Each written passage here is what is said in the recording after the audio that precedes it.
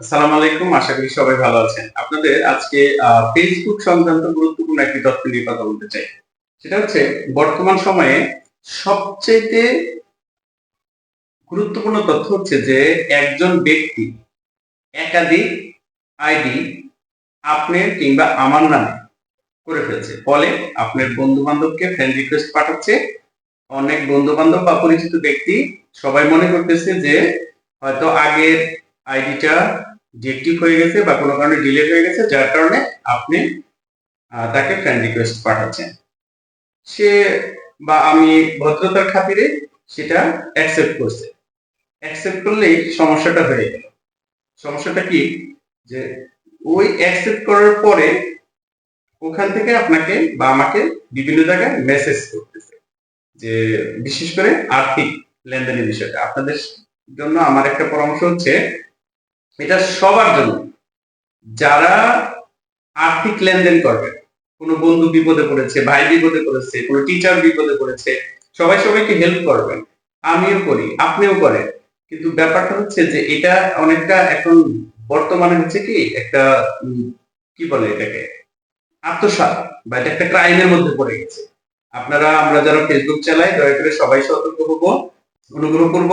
কারো টাকার প্রয়োজন হলে দয়া করে মেসেঞ্জারে লেনদেন করবেন না। মেসেঞ্জার, ফেসবুকের মেসেঞ্জার, ইউটিউব, হোয়াটসঅ্যাপ এগুলো তো লেনদেন করবেন না। বা যদি আপনার কাছে চায়, সেই ক্ষেত্রে আপনি আপনার ফেসবুক পেজ থেকে ভেরিফাই করে দিবেন, সবাইকে বলে দিবেন, যাতে আপনার ফেসবুক থেকে বা মেসেঞ্জার থেকে কেউ যদি টাকার জন্য বা টাকা লেনদেনের ব্যাপারে কথা বলে, তাহলে সেখানে যেন লেনদেন না করে। বর্তমানে কয়েকটা ঘটনা অ্যাভেলেবল ঘটে যাচ্ছে, আমি আপনাদের সাথে একটু শেয়ার করি। আমার শ্বশুর, মামা, নজরুল ইসলাম লিটন, তারপর হচ্ছে আমার নিজের ফেসবুক আইডি এবং অনেকেরই আমি দেখলাম যে আজকেও কিছু কিছু নতুন আইডি থেকে মেসেজ আসতেছে, নতুন আইডি থেকে রিকোয়েস্ট পাঠাচ্ছে। এখন তাদের এটা আসলে মানে কি না, মানে আসলে আইডি কিনা এটা বুঝতে পারতেছি না। তো আপনারা দয়া করে সতর্ক থাকবেন। কারো কাছে লেনদেনের প্রয়োজন থাকলে তার নাম্বারে ফোনে কথা বলুন, তারপর তার সাথে লেনদেন করুন। আমার মনে হয় সেটা সবচেয়ে ভালো হয়।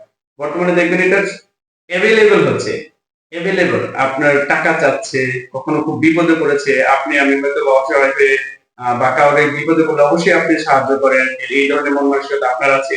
তো আমি যেটা সর্বোপরি আপনাকে বোঝাচ্ছি, কেউ মেসেঞ্জারে টাকা পয়সা যদি আপনার কাছে চায়, আপনি তার নাম্বারে ফোন করুন, শিওর হন, তারপরে টাকা লেনদেন করুন। মেসেঞ্জার, ইমো, হোয়াটসঅ্যাপ, প্লিজ এই প্রতারক চক্রগুলো আপনাকে, আমাকে, আশেপাশে যারা আছে সেই বন্ধু বান্ধবদের একরকম জিম্মি করে ফেলছে এবং তাদেরকে অসহায় করে ফেলছে। অনেকটা আপনি বলতে পারেন ব্ল্যাকমেইল করতেছে, অনেকটা মনে করতেছে কার সাথে কার আন্ডারস্ট্যান্ডিং ভালো, তার কাছে টাকা চাচ্ছে। দয়া করে ফোনে কনফার্ম হয়ে তারপর তার সাথে লেনদেন করুন। এই সতর্কতা অবলম্বন করলে আমরা এই প্রতারকদের হাত থেকে বাঁচতে পারবো।